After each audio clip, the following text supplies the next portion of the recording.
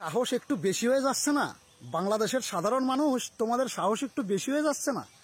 এই যে তোমরা আমাদের বিএসএফ জওয়ানকে বেঁধে রেখে তার আবার ভিডিও বানিয়ে বলছো, দেখ ভারত দেখ, আমরা বিএসএফ জওয়ানকে বেঁধে রেখেছি। এটা একটু বেশি সাহস হয়ে যাচ্ছে না? আচ্ছা, তোমাদের কি মনে পড়ে না যে তোমাদের বাবা পাকিস্তানকে আমাদের ভারতের সেনারা কিভাবে কেলালো?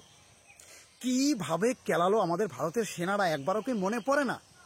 ওই যে নরেন্দ্র মোদী যে ডাইরেক্ট অপারেশন সিন্দুর করে তোমাদের বাবা পাকিস্তানকে কেলালো, সেটা কি তোমাদের মনে নেই? তোমাদের বাবা পাকিস্তান শেষ পর্যন্ত ভয় পেয়ে বলছে, মোদী আমার বাবা, তুমি তো আমার বাবা নরেন্দ্র মোদী, যুদ্ধটা বন্ধ করো, ছেলেকে আর কত কেলাবে?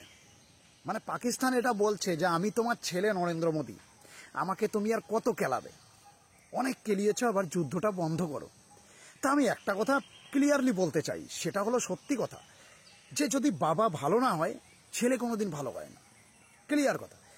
পাকিস্তান তোমাদের বাবা, তো তোমাদের বাবা তো এমনিতেই খারাপ, প্রচণ্ড খারাপ তোমাদের বাবা। এটা সারা পৃথিবী জানে যে পাকিস্তান একটা খারাপ দেশ। আর তার ছেলে আমাদের প্রতিবেশী দেশ মানে বাংলাদেশ কি করে ভালো হবে? বাবা খারাপ হলে ছেলে তো খারাপ হবেই, এটা তো নিঃসন্দেহে বলা যায়। আর সেই প্রমাণটাই তোমরা দিলে। আচ্ছা, এই যে বিএসএফ জওয়ানকে বেঁধে রেখেছো, তোমরা বেঁধে রেখে ভিডিও বানাচ্ছ, এখন যদি নরেন্দ্র মোদী কেলানো শুরু করে, যদি ভারতের সেনাদের হাত খুলে দেয় যে যাও এবার বাংলাদেশকেও তোমরা কেলাও, তখন কি হবে? দেখা গেল ত্রিপুরার থেকে একটা মিসাইল পড়ছে, আসাম থেকে একটা মিসাইল পড়ছে, পশ্চিমবাংলার থেকে একটা মিসাইল পড়ছে, তখন তোমরা কি করবে? জলের রাস্তা দিয়েও তোমরা পালাতে পারবে না, কেননা জলের রাস্তা অলরেডি ব্লক করে দেবে ভারত।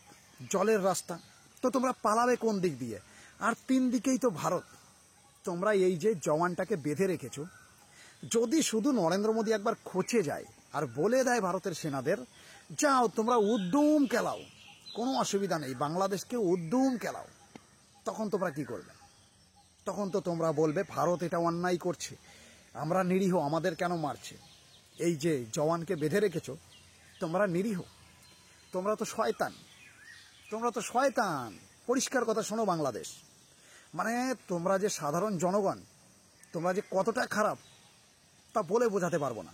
মানে এটা ভাষায় প্রকাশ করা যাবে না যে বাংলাদেশের সাধারণ জনগণ যারা, ভাই এই নেতা ডক্টর মোহাম্মদ ইউনূস, সারজিজ আলম, নাহিদ ফাহিদ, এদের কথা বাদ দিলাম, এরা তো খারাপই, এদের চাইতেও খারাপ, বাংলাদেশের নেতাদের চাইতেও খারাপ বাংলাদেশের সাধারণ মানুষ। মানে এত পরিমাণে মানুষ খারাপ হয় না। ভারতের মানে আমাদের হিন্দুদের দেব দেবতাদের অপমান করা, দেবীকে অপমান করা, মা দুর্গাকে অপমান করা, মা কালীকে অপমান করা, এইসব কাজগুলো কি তোমরা ঠিক করছো? ঠিক করছো কি? যদি শুধু নরেন্দ্র মোদী একবার খেপে যায় বাংলাদেশ, আমি সত্যি কথা বলছি, আর সত্যি কথা বলতে আমাদের পশ্চিমবাংলার মানুষের একটু খেপা প্রয়োজন আছে বাংলাদেশের প্রতি। মানে এতটাই খেপতে হবে যে ভাই গিয়ে ফরাক্কার গেটগুলো খুলে দিতে হবে, জোর করে খুলে দিতে হবে। সরকারের পরোয়া করা যাবে না, সরকারের কথা শোনাই যাবে না, ডাইরেক্ট আমাদের পশ্চিমবাংলার লোকের একটা ধরে নিতে হবে যে বাংলাদেশকে শেষ করতে হবে, ফরাক্কার গেট সম্পূর্ণ ছেড়ে দিতে হবে। ক্লিয়ার কথা। মানে আমাদের পশ্চিমবাংলার মানুষের একটু খেপা প্রয়োজন আছে এখন। খেপতে হবে ভাই, খেপতে হবে, কিছু করার নেই। যে বাংলাদেশ যা শুরু করেছে, খেপতে হবেই।